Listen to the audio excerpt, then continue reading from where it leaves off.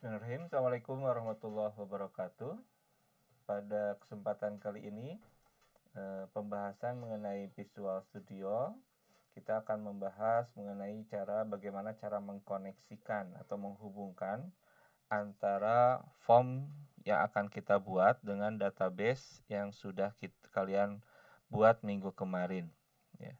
Jadi, misalkan contoh saja, kita akan membuat nanti master barang.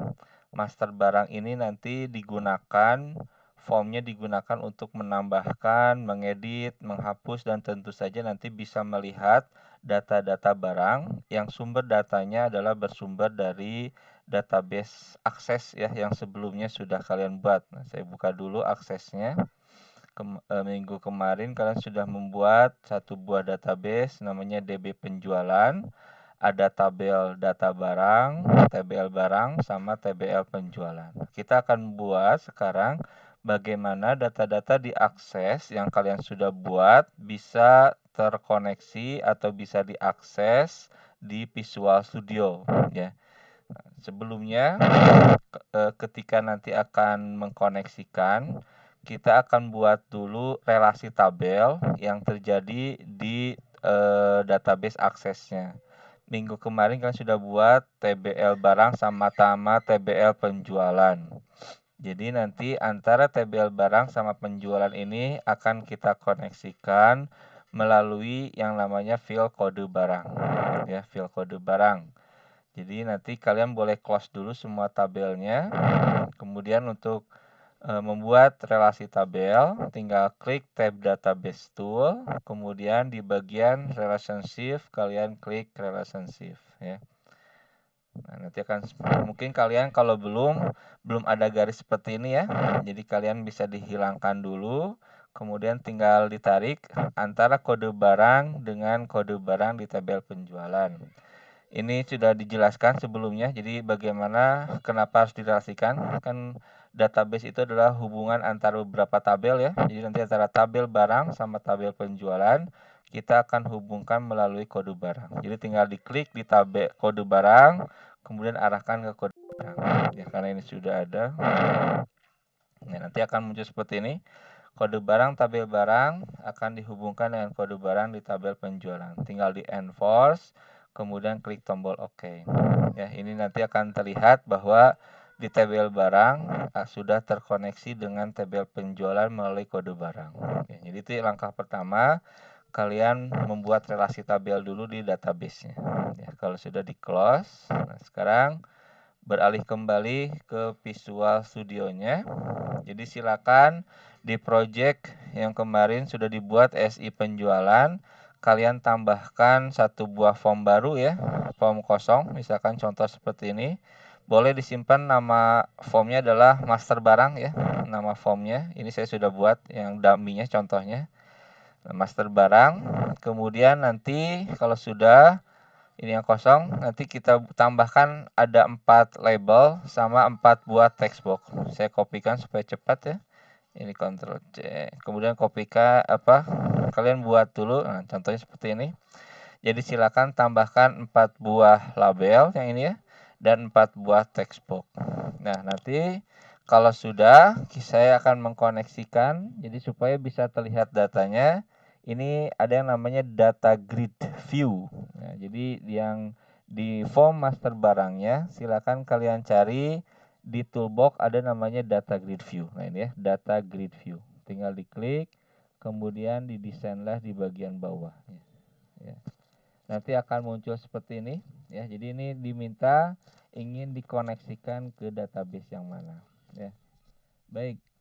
Nah, ini boleh kalian ganti dulu namanya apa saja bebas, tapi yang dicontohkan misalkan kita ganti menjadi karena ini form master barang, misalkan kalian ganti menjadi DGF barang, misalkan contoh saja ya, kalian bisa. Baik, itu untuk nama kalian simpan contoh seperti ini. Ini saya sudah rubah jadi DGF jual atau DGF barang boleh ya contohnya. Baik, nah sekarang kalau sudah kita akan koneksikan bagaimana supaya data grid view ini bisa memunculkan data-data data barang di tabel barang tentunya yang sudah ada di dalam aksesnya. Jadi kalian klik tombol panah ke bawah di pojok kanan atas data grid view.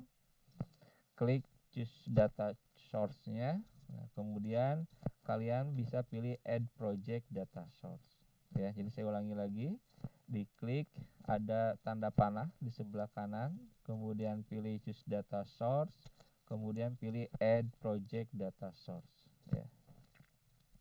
Sampai nanti muncul data source configuration wizard. Ada beberapa pilihan.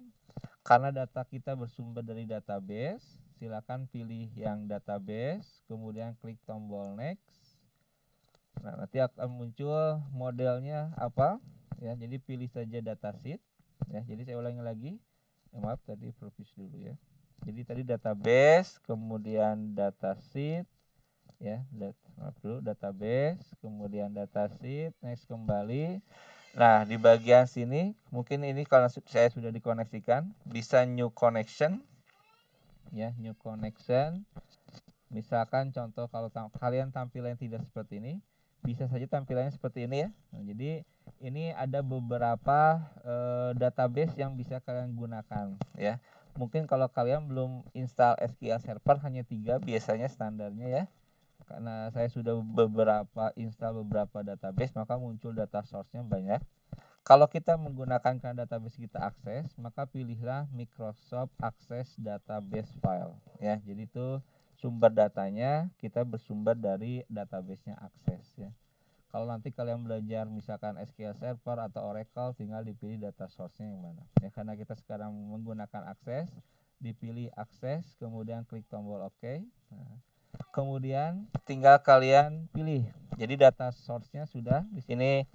Database-nya adalah jenisnya OLEDB itu akses ya.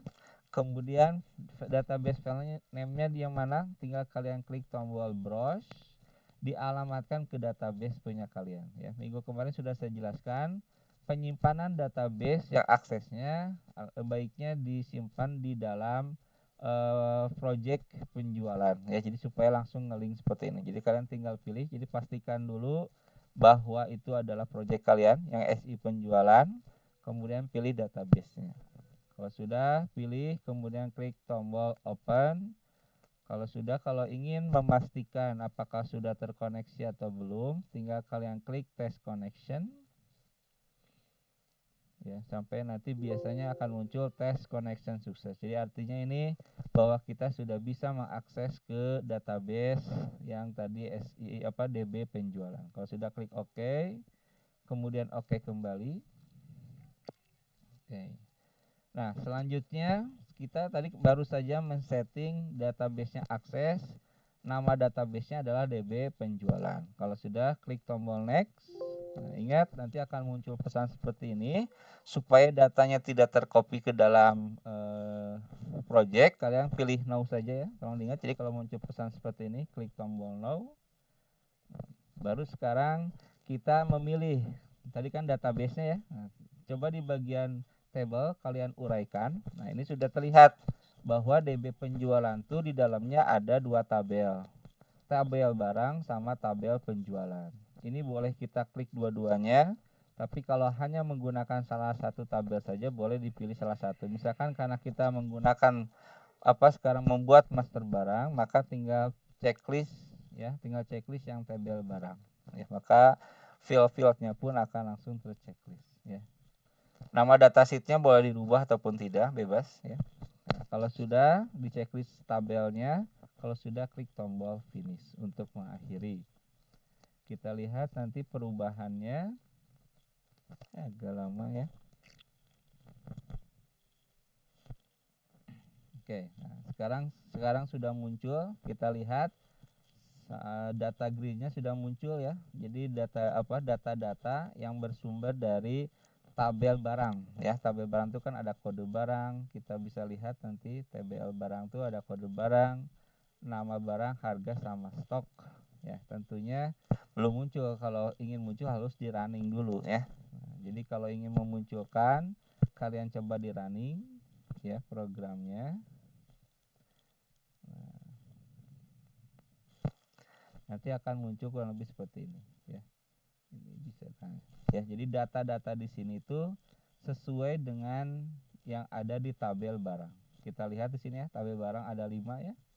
tentunya. Nah, di data grid view pun kalau kalian lihat di sini ada 5 barang seperti ini. Jadi ini artinya bahwa kalian sudah mengkoneksikan antara tabel ya atau database DB penjualan khususnya ke tabel barang, kalian sudah bisa mengakses menggunakan Visual Studio gitu ya. Nanti boleh ditambahkan di bawahnya ada nama kalian masing-masing, NIM sama kelasnya ya.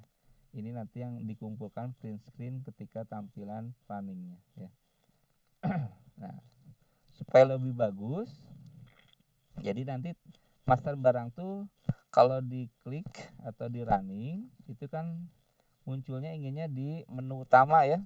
Nah, di menu utama. Jadi nanti kita panggil saja di menu utama. Kemarin sudah buat menu utama, tinggal klik menu file, kemudian data barang. Ya, tinggal kita panggil master barang yang tadi ya. Data barangnya double klik sampai nanti muncul kode ya, jendela kode, tinggal ketikkan. Misalkan yang dituju adalah tadi ini master barang .vb ya. Jadi ketikan master barang, misalkan master barang, ada master barang ini master barang titik show ya, titik show kemana show. Nah gitu ya. Jadi untuk memunculkan form ke dalam tadi tombol yang namanya file data barang ya. Kita setting kembali supaya ketika tampil nanti menu utamanya yang muncul. Ini tadi startupnya yang menu utama. Oke, jadi kita ke menu utamakan lagi, kemudian simpan dulu, kemudian kalian klik running. Nah, maka yang muncul adalah form barang, menu utama, klik menu file, kemudian data barang. Nah, nanti akan muncul seperti ini. Nah, ini nanti tolong yang dikumpulkan seperti ini tampilannya ya. Jadi seperti itu. Ya, jadi ini baru dasar dulu untuk mengkoneksikan bagaimana cara membuat tampilan form barang sama mengkoneksikan ke database. Nanti insya Allah minggu depan kita tambahkan tombol-tombol ya, tombol-tombol bagaimana cara untuk bisa menambahkan data, mengedit data, menghapus data di dalam database tapi melalui Visual Studio menggunakan master barang ini. Baik, demikian pertemuan atau materi hari ini. Tolong dikerjakan tugasnya. Assalamualaikum warahmatullahi wabarakatuh.